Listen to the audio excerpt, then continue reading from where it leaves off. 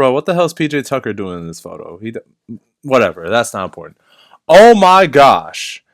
We just witnessed an insane ass game, bro. Dude, I stress to y'all, I cannot go the rest of my night without making this damn vid, my boy. The Knicks were down 84-68 with 8:32 to go in the fourth quarter. They took the lead 89-86.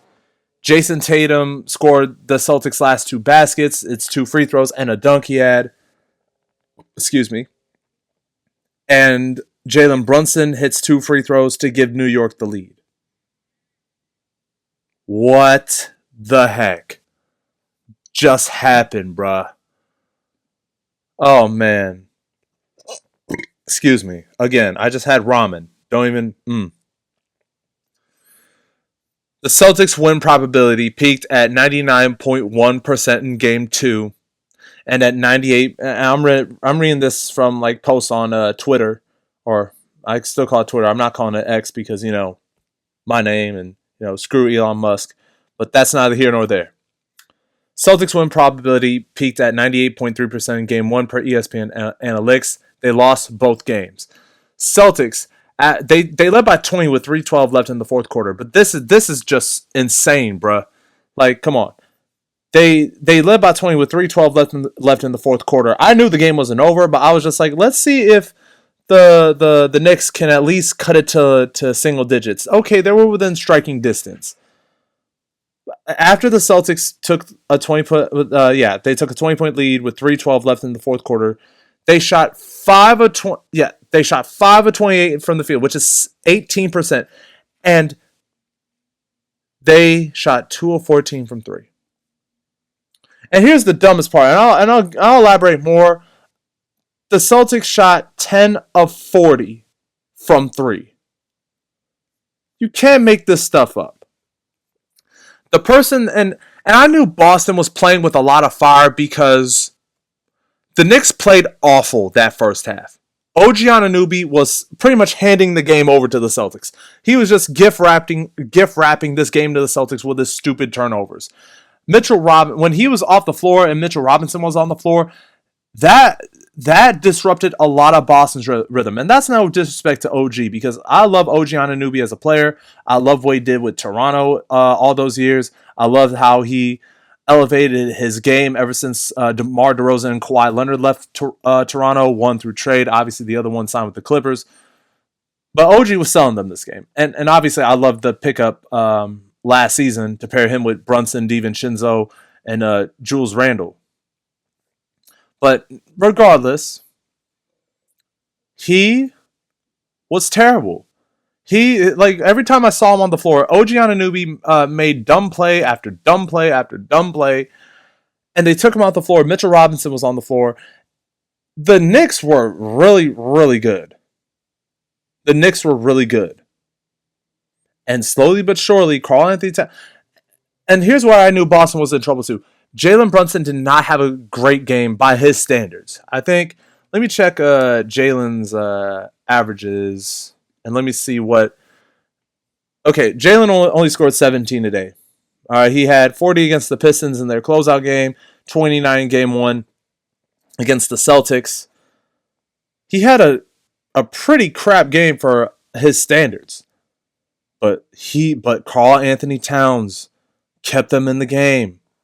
In the first half, I knew Boston was playing with fire because with how bad the Knicks were playing, they should have been up 20.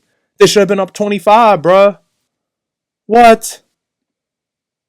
But Karl Towns had 21 and 17. He was grabbing every offensive rebound. I said this was a series where Karl Towns had to be 25 plus 10. But they're winning in spite of him not being all that stellar. Oh my goodness, bruh. Like, what is going on? And Mikal Bridges went cold all game. During a lot of the season, people were calling for Mikal Bridges to get traded because he's a great He's a great defender, but what good is his defense if he's not giving you anything offensively?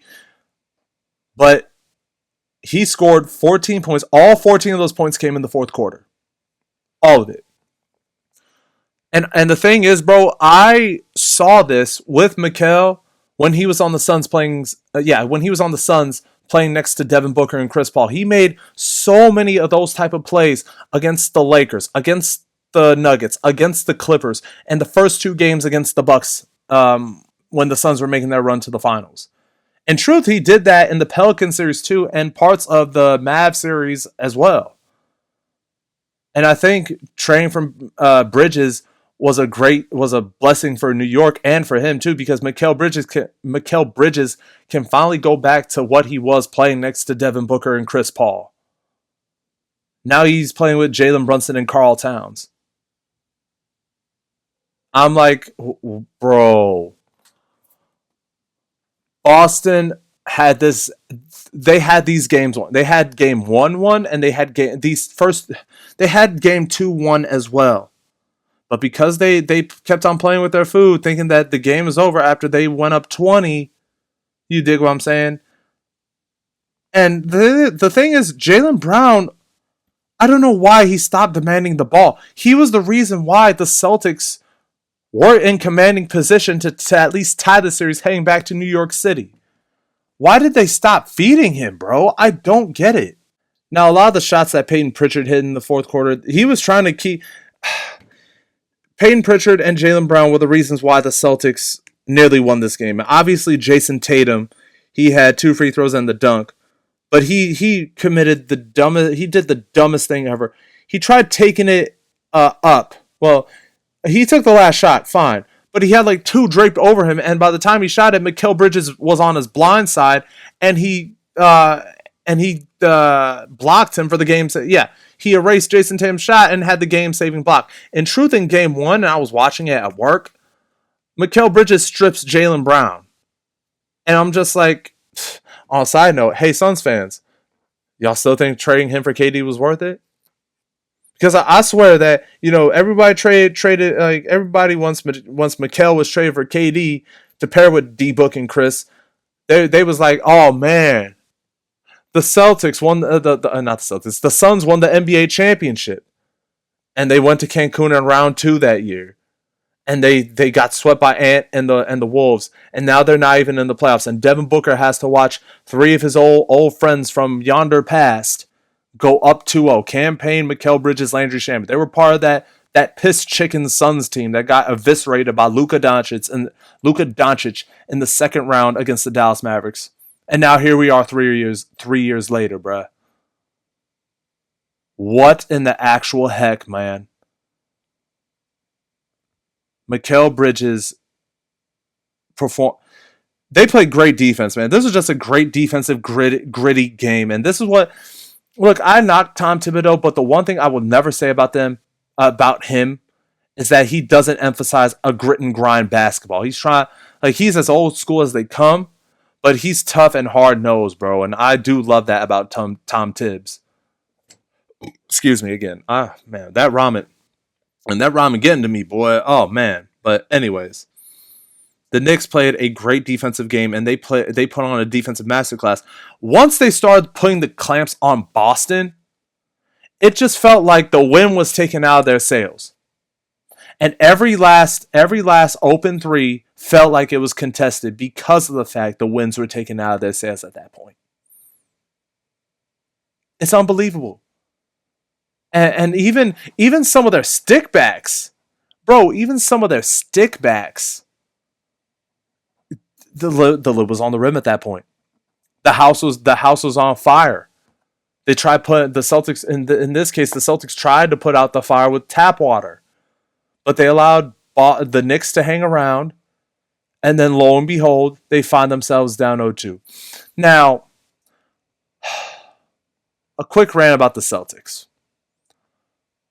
What I've preached about Boston I think I said this in my series recap of the Knicks Pistons series. I said that Boston is a team that could beat you in so many ways, and I still stand by that. I saw it last year. I saw it in during the obviously the regular season is nothing compared to the playoffs. I saw it in parts of the Magic series, or I saw it during the Magic series. This Celtics team can beat you in so many freaking ways, bro. They can beat you in so many ways, but unfortunately, they reverted back to what I used to not like at all about them. Now, what do I mean by that? During the 2023 playoffs, they went 7 games against this. Yeah, they went 7 games against the Philadelphia 76ers. That was when they had James Harden at the time. Joel Embiid was came off an MVP season, obviously winning the MVP. That I've been telling my friends that series should not have went 7. Boston had these guys swept. 4, 5 of those games before obviously Boston went on to win game 6 and 7. 5 of those games in that series should have been in Boston's favor. But because they let Boston hang around, out of nowhere, James Harden from Houston comes in to save the day for now, and they put Boston up 3-2. I've been telling my friends Boston should be up 4 games. That series should have been over. That should have been a 4-0, 4-1 series win in favor of the Boston Celtics. And then game 7, then they win that series. They go down 0-3 against Jimmy Butler in the Heat. Jimmy and the Heat, they messed around and they let the Celtics win games 4, 5, and 6 in Miami, and everyone thought the sky was falling for Miami. Jason Tatum rolled his ankle in that infamous game 7, but for some reason, the Celtics, instead of taking it to the rack, they were heaving prayers like they were in games 1 and 2, hoping they would drop and hoping the building would explode. And I thought they corrected that when they got Drew Holiday and Porzingis, and they did. They looked so much more locked in, and they were ready to win it all. This what I really liked about that Celtics team. And I don't want to go too much into this because I will talk about it when this series is done. I will elaborate this more in series recap. My next episode, or one of my next episodes of series recap.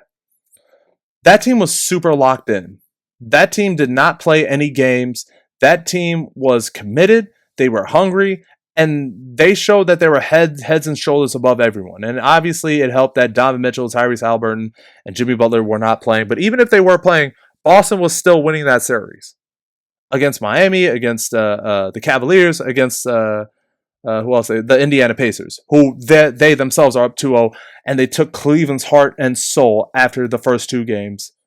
And it was just freaking insane to see. But this year,